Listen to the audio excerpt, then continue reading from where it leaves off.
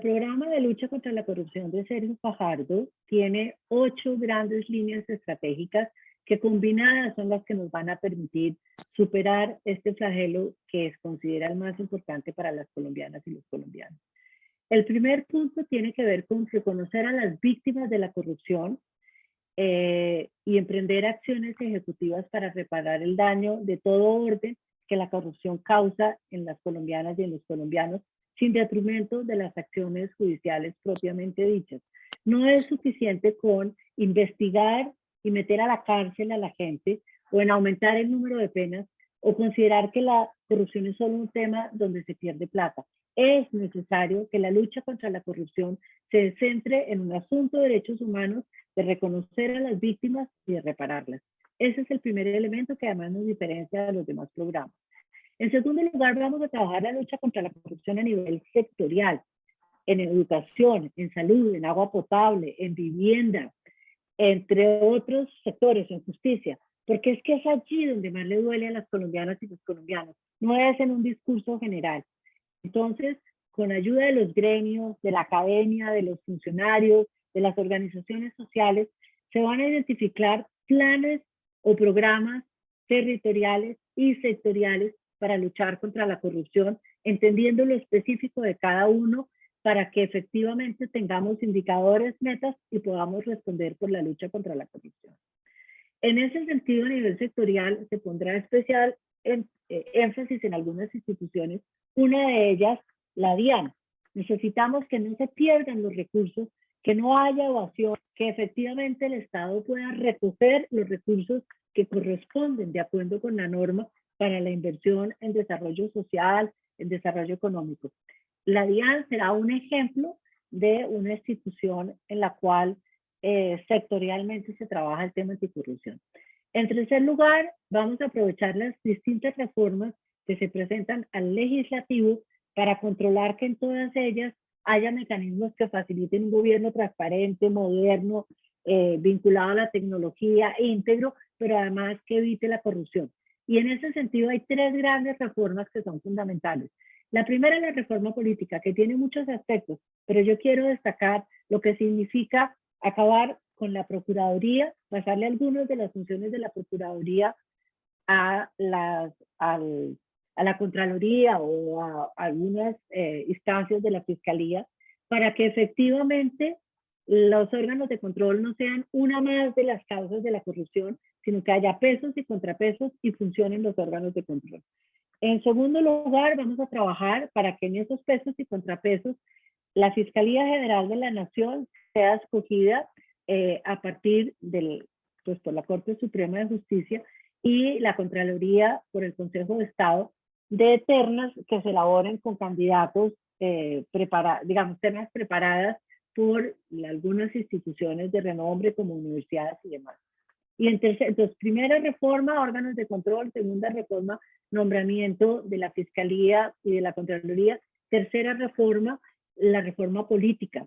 Vamos a trabajar en la reforma política, sobre todo en torno al proceso electoral, como lo establece el Acuerdo de Paz, pero vamos a trabajar allí el tema de los distritos uninominales para acercar al elector a su elegido y que haya rendición de cuentas y que se pueda pedir cuentas.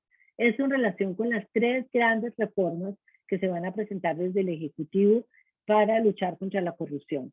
En cuarto lugar, vamos a trabajar la modernización del Estado. Es muy importante, está en el corazón de la lucha contra la corrupción, que la ciudadanía vuelva a creer en las instituciones. Y hay 3 aspectos aquí que son importantes. Primero, los nombramientos por mérito, paritarios, con gente de calidad, que cumpla la norma, que presente conflictos de interés, que tenga declaraciones de renta, que esté formada. En segundo lugar, por supuesto, personas que, aunque sean de libre nombramiento y remoción, respondan al programa de gobierno y no a un cacique, porque no van a ser nombradas en función de cuotas políticas o para pagar favores, sino para trabajar en la defensa del programa de gobierno de Sergio Fajardo. Y en ese sentido, se trabajará con las distintas fuerzas para que haya una agenda común, pero los directores de las instituciones le respondan al programa de gobierno y al plan de desarrollo. Eso en relación con nombramientos. En segundo lugar, acceso a la información.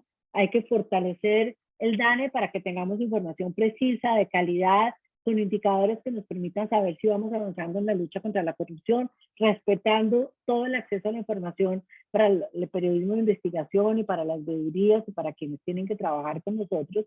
Y por supuesto, trabajando en la, digamos, en la preparación de información de dónde están las principales debilidades, los principales riesgos de acceso a información para fortalecerlo.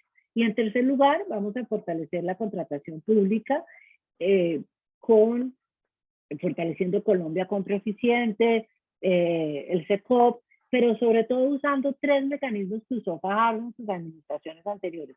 Muchos ojos, pocas manos. Muchos ojos vigilando, monitoreando, haciendo seguimiento, pocas manos tomando decisiones y siendo las responsables para que puedan responder. Ferias de la transparencia, para que nosotros podamos ver cuáles son los contratistas que están contratando sectorialmente, quiénes son, cómo se escogen, qué trayectoria tienen, y para que la gente pueda no solo, o sea, amplíe la base de contratistas sectorialmente, sino que la gente les pueda hacer mucho monitoreo. Y además contratistas al tablero, para que los contratistas efectivamente informen no solo la veeduría que se contrató para el respectivo contrato, sino en general a la ciudadanía cómo van los avances de las obras que son importantes para el municipio, para el departamento o para el país. Esos 3 elementos son para fortalecer la gestión pública, la confianza en las instituciones, los nombramientos, el acceso a la información y fortalecimiento de la contratación. En quinto lugar, vamos a alinear la lucha contra la corrupción con la lucha contra el crimen organizado. En Colombia, muchísimo de la corrupción hace parte de redes criminales y de redes organizadas que están vinculadas al crimen nacional e internacional. Vamos a trabajar fuertemente en que la política criminal esté asociada con la política anticorrupción para que puedan maximizar recursos comunes, acudir a todas las instancias como la DIPOL, la Interpol, el DNI, la ITRC, todas las instituciones que efectivamente nos sirven para luchar contra el crimen organizado y contra la corrupción. Y 2 fundamentales que son, por un lado, fortalecer la participación ciudadana para la lucha contra la corrupción, o sea, fortalecer la participación ciudadana en general y para la veeduría y el control ciudadano en particular, desarrollando las normas, el acuerdo de paz, fortaleciendo el ministerio, el viceministerio del Interior, o sea, que realmente este gobierno sea reconocido como un gobierno que fortalece la participación ciudadana en general y para el control ciudadano en particular. Y además vamos a trabajar en la construcción de una cultura ciudadana basada en los principios de probidad y transparencia, una cultura ciudadana que nos ayude a entender lo público, a defenderlo, a que cero tolerancia con la corrupción sea realmente una consigna de la sociedad, no de un gobierno de turno, porque eso no sirve para nada. Necesitamos con las universidades, con concursos, con foros, con distintas herramientas creativas, poner en la agenda pública la discusión sobre los bienes públicos, sobre el cuidado de lo público, sobre la integridad de lo público, que no puede seguir siendo válido que alguien lo metan a la cárcel y la gente haga manifestaciones en contra. O sea, necesitamos fortalecer una cultura ciudadana de cuidado a lo público. Estas son las 7 líneas que se complementan entre sí, desde las más duras, como reformas del Estado, hasta las que se consideran más suaves, que es la construcción de una cultura.